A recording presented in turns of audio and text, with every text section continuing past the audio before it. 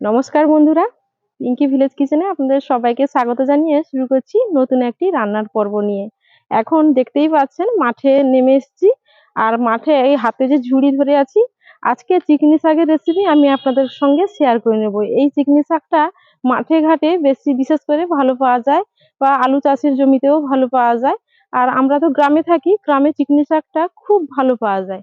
এখন আমি চিকনি শাকটাকে তুলে নেব। তো দেখো, এসো চিকনি শাক কেমন দেখতে জানো। দেখো, যে শাকগুলো আমি হাতের মধ্যে দিয়ে তুলে নিচ্ছি এগুলো হলো কিন্তু চিকনি শাক বন্ধুরা। তো তোমরা কি কোনোদিন দেখেছো না এই প্রথমবার দেখছো? কমেন্টে কিন্তু অবশ্যই জানাবে। তোমরা কি আগে চিকনি শাকের রেসিপি খেয়েছো? অবশ্যই এইভাবে কিন্তু শাক পেলে বানিয়ে কিন্তু খেও। আজকে এই শাকগুলো আমি তুলে নিচ্ছি। আজকে এই শাক দিয়ে আমি চিংড়ি মাছ দিয়ে চচ্চড়ি বানাবো। খেতে কিন্তু বেশ হয় বন্ধুরা, বেশ ভালো লাগে খেতে। দেখো, এইভাবে শাকগুলোকে তুলে নিতে হবে। আমরা তো গ্রামে থাকি, তাই মাঠে ঘাটে প্রচুর পরিমাণে এরকম চিকনি শাক কিন্তু জন্মায়। আর এই শাকগুলো কিন্তু শীতকালে বেশি জন্মায়। দেখো, এইরকম দেখতে হয় চিকনি শাককে।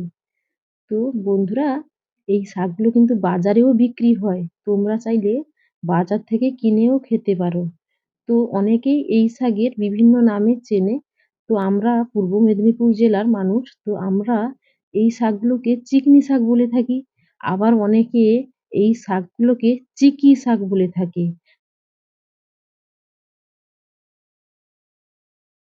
তো তোমাদের সঙ্গে কথা বলতে বলতে এতগুলো শাক কিন্তু আমি তুলে নিয়েছি।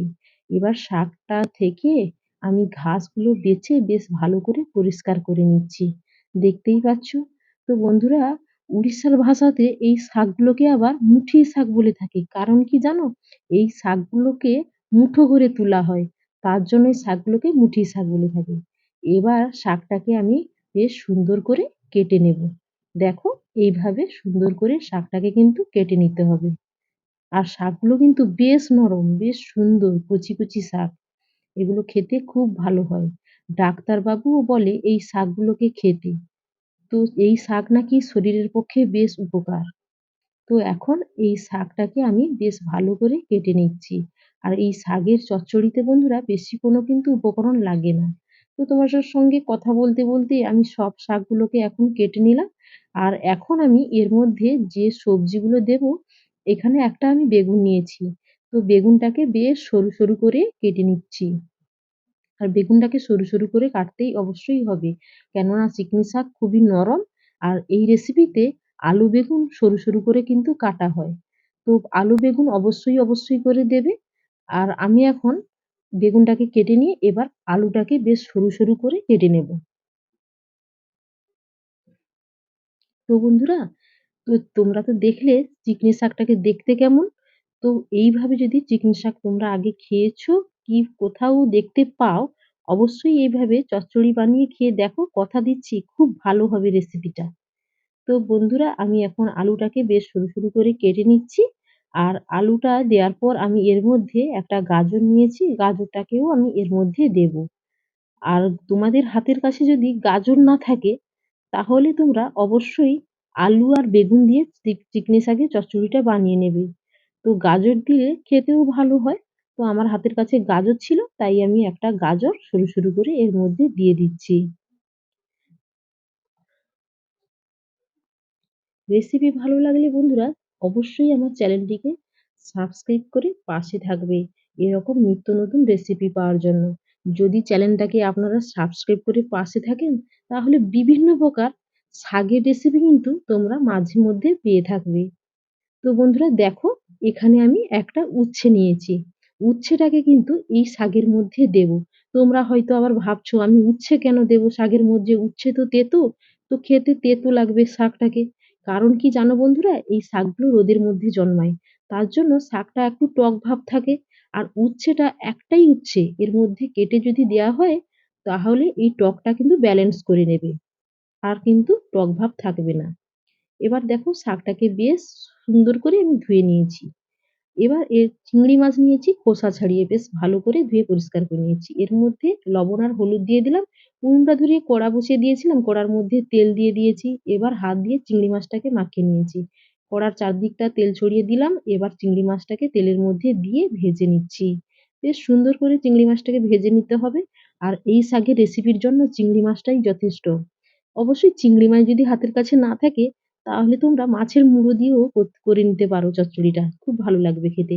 দেখো তোমাদের সঙ্গে কথা বলতে, বলতে চিংড়ি মাছটা বেশ ভালো করে কিন্তু আমি ভেজে নিয়েছি।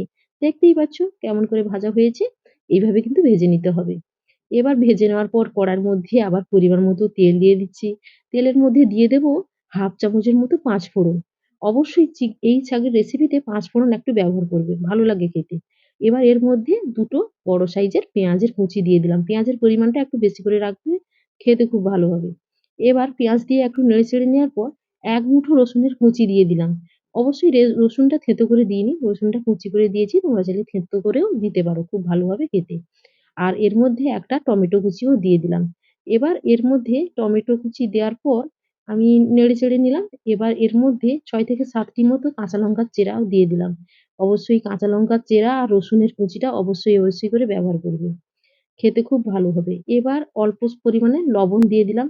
লবণ দিয়ে আবার নেড়েচেড়ে নিলাম। কেননা টমেটো দিয়েছি, একটু গলে যাবে তার জন্য। আর এর মধ্যে এবার দিয়ে দেব আর চিংড়ি মাছের ভাজা। কিন্তু তার আগে দেখো আমি রসুন আর পেঁয়াজটাকে হালকা ভেজে নিয়েছি, খুব বেশি ভাজা করিনি। তো চিংড়ি মাছটা দিয়ে আমি আবার নেড়েচেড়ে একটু কষে নিচ্ছি। আর চিংড়ি মাছটা দিয়ে নেড়েচেড়ে কষে নিচ্ছি আর দেখো খুন্তি দিয়ে একটু চেপে দিচ্ছি। কারণ চিংড়ি মাছটা একটু থ্যাতো ভাব হয়ে যাবে, খেতে খুব ভালো হবে। আর দেখো এইভাবে চিংড়ি মাছটা দিয়ে কষে নিয়েছি। আর এর মধ্যে এবার শাকটাকে তুলে দেব। শাক আর সবজি যেগুলো আমি ধুয়ে রেখেছিলাম এর মধ্যে কিন্তু তুলে দিচ্ছি। আর সব শাক একসঙ্গে দিয়ে এবার চিংড়ি মাছ আর মসলার সঙ্গে মাখিয়ে নিচ্ছি এইভাবে। এইভাবে মাখিয়ে নিচ্ছি। আর শাকটা নরম আছে, তো চিন্তা করার কিছু নেই। খুব সহজেই কিন্তু গলে যাবে। এবার এর মধ্যে আমি লবণ দেব।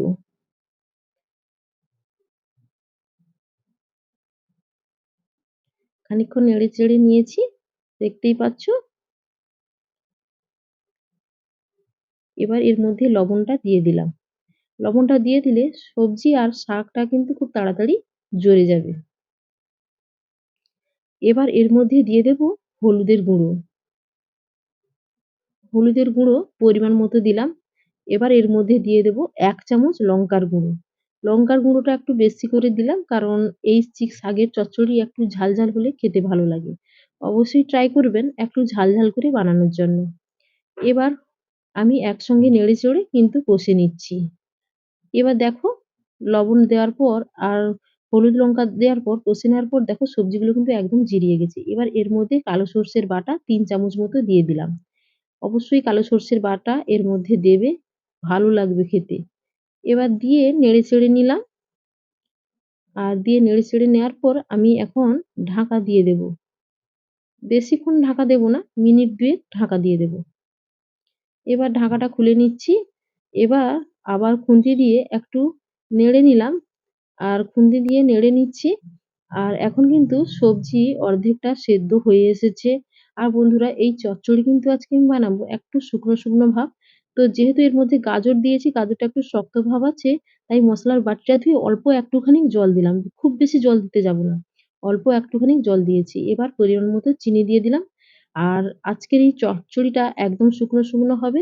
তার জন্য এইভাবে অনবরত নাড়িয়ে চচ্চড়িটা কিন্তু বানিয়ে নিতে হবে। আর দেখো এইভাবে নাড়িয়ে নিচ্ছি। এবার খুন্তি দিয়ে বেশ সুন্দর করে কড়ার চারদিকটা আমি মেলে দিচ্ছি। দেখতেই পাচ্ছ। এবার একটুখানি ঢাকা দিয়ে দেব। আর খুব বেশিক্ষণ ঢাকা দেব না। একটুখানি ঢাকা দেওয়ার পর আবার ঢাকনাটা খুলে খুন্তি দিয়ে নেড়েচেড়ে নেব। না হলে বেশিক্ষণ ঢাকা দেওয়া থাকলে কিন্তু কড়ার নিচের দিকটা লেগে পুড়ে যেতে পারে। এইভাবে নাড়িয়ে শাকটাকে বেশ শুকনো ঝরঝরে ভাব করে আমি চচ্চড়িটা বানিয়ে নেব। দেখো এইভাবে নাড়িয়ে কিন্তু চচ্চড়িটা আমার রেডি হয়ে গেছে। এবার চচ্চড়ি রেডি হয়ে গেছে যেহেতু, আর চচ্চড়ি খেতে ভালো লাগার জন্য উপর থেকে কাঁচা সর্ষের তেল আমি ছড়িয়ে দিলাম। ছড়িয়ে খুন্তি দিয়ে নেড়ে চেড়ে নিয়েছি। আর একদম কিন্তু পারফেক্ট ভাবে চিকনি শাকের রেসিপিটা আজকে হয়ে গেছে। উনুন থেকে কড়াটা নামিয়ে সোজাসুজি প্লেটের মধ্যে আমি ঢেলে নিচ্ছি। দেখো কতটা লোভনীয় স্বাদের দেখতে হয়েছে। এইভাবে আপনারা একদিন এইভাবে শাক পেলে বানিয়ে কিন্তু খেও। কথা দিচ্ছি অবশ্যই রেসিপিটা ভালো হবে।